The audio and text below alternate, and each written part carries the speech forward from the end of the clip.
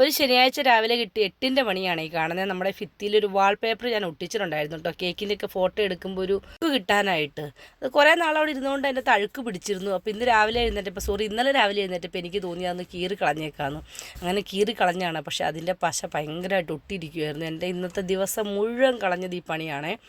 കുറേ ശ്രമിച്ചു അത് കളയാനായിട്ട്, കത്തിയും കൊണ്ട് ചുരണ്ടി നോക്കി. ഈ കാണുന്ന സാധനങ്ങളെല്ലാം വെച്ച് ഉരച്ച് കഴുകി, എന്നിട്ടൊന്നും പോകുന്നില്ല. ഉപ്പിട്ടൊരച്ച് വെളിച്ചെണ്ണയും ബേക്കിംഗ് സോഡയും വരെ ഞാൻ പല പല ഷോർട്സും കണ്ടിട്ട് ഞാൻ ഇട്ട് ഉരച്ച് നോക്കി, എന്നിട്ടൊന്നും പോയില്ല. ഞാൻ മടുത്ത് കഴിഞ്ഞപ്പോൾ മീനാക്ഷി കയറി വന്ന് നോക്കി, എന്നിട്ടും ഒരു ഫലം കിട്ടിയില്ല.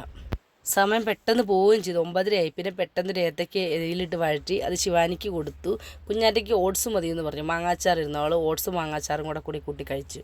രാവിലത്തെ കാപ്പി കൂടി ശരിയാവാത്തതുകൊണ്ട് ഉച്ചയ്ക്ക് ഗ്രാൻഡ് ആയിക്കോട്ടെ എന്ന് വിചാരിച്ചിട്ട് മുട്ട ബിരിയാണി തന്നെ അങ്ങ് ഉണ്ടാക്കി. അപ്പോൾ നിങ്ങൾ ഓർക്കുമായിരിക്കും മുട്ട ബിരിയാണിയാണോ ഗ്രാൻഡ് എന്ന്. അതും ഒരു ചെറിയ രീതിയിൽ ഗ്രാൻഡ് അല്ലേ. മുട്ട ബിരിയാണിയിലും എനിക്ക് പണി കിട്ടി. അതിൻ്റെ അകത്ത് വെള്ളം വെച്ച അളവ് ഒന്ന് തെറ്റിപ്പോയതായിരുന്നു. അങ്ങനെ ചെറിയ രീതിയിൽ അതൊന്ന് അടുക്കി പിടിക്കാത്ത ഭാഗങ്ങളെല്ലാം എടുത്ത് മാറ്റി ഞങ്ങൾ കഴിച്ചു.